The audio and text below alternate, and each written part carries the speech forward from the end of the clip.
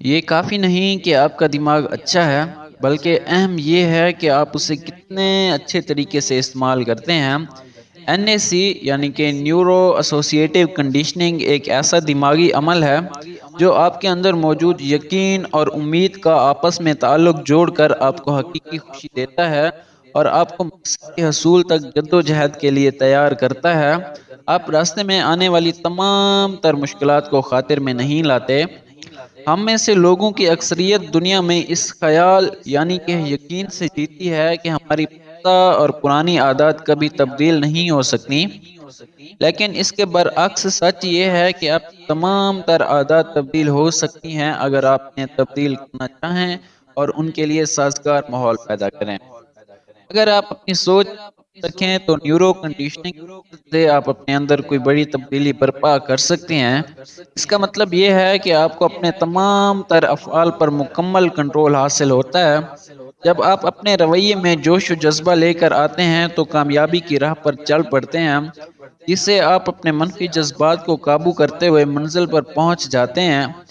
آپ اپنی زندگی کو کیسے تبدیل کر سکتے ہیں، یہ اس چیز پر انحصار کرتا ہے کہ آپ اپنی کامیابی کو لے کر کتنے زیادہ سیریس ہیں۔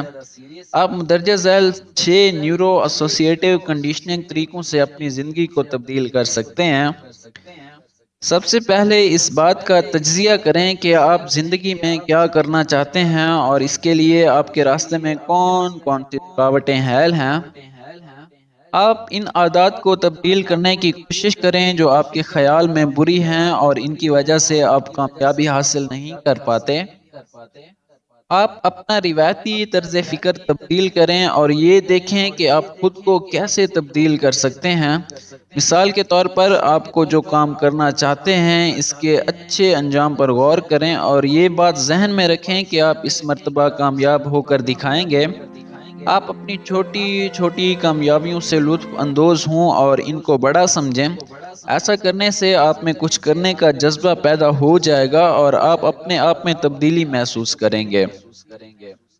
آپ اچھے نتائج حاصل کرنے کے لیے زندگی میں کوئی متبادل راستہ سوچیں، ایک ایسا راستہ جس میں آپ زیادہ بڑی کامیابی حاصل کر سکتے ہیں۔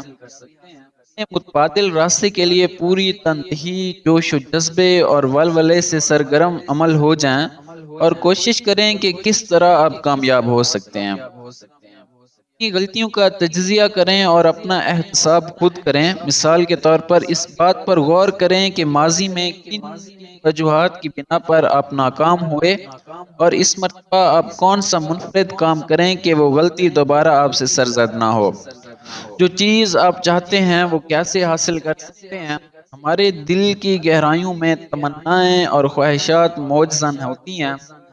آپ کی بڑی بڑی خواہشات کی کامیابی یا ناکامی کا دار و مدار اس بات پر ہوتا ہے کہ آپ اس کو کیسے سوچتے ہیں۔ زندگی میں آپ جس انداز سے سوچتے ہیں اسے ہر حال میں تبدیل کرنا چاہتے ہیں۔ سب سے بڑی تمنا بھی یہی ہوتی ہے۔ زندگی میں ایک انسان جیسے سوچتا ہے وہ ویسے ہی کرتا ہے، کیونکہ اس کی سوچ اور عمل کا آپس میں گہرا تعلق ہوتا ہے۔ آپ کا رویہ آپ کی اندرونی سوچ کا عکاس ہوتا ہے، نہ کہ بیرونی عوامل کی وجہ سے تشکیل پاتا ہے۔ یہی وجہ ہے کہ آپ اپنی سوچ بدل کر اپنے عمل کے ذریعے نتائج بھی بدل سکتے ہیں۔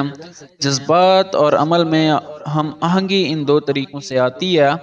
اگر آپ چاہتے ہیں کہ آپ اچھا محسوس کریں تو جسمانی لحاظ سے بھی بالکل اسی طرح عمل کرنا شروع کر دیں۔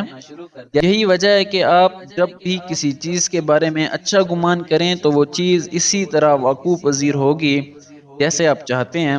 چنانچہ روزانہ کی بنیاد پر کرنے والے کاموں کی فہرست بنائیں جن کی مدد سے آپ زیادہ سے زیادہ خوشیاں اور کامرانیاں سمیٹ سکتے ہیں۔ یہ کوشش کریں کہ کوئی بھی خوشی آپ کی زندگی میں اچانک یا حادثے کے نتیجے میں نہ آئے، بلکہ آپ کی باقاعدہ منصوبہ بندی اور محنت کا نتیجہ ہو۔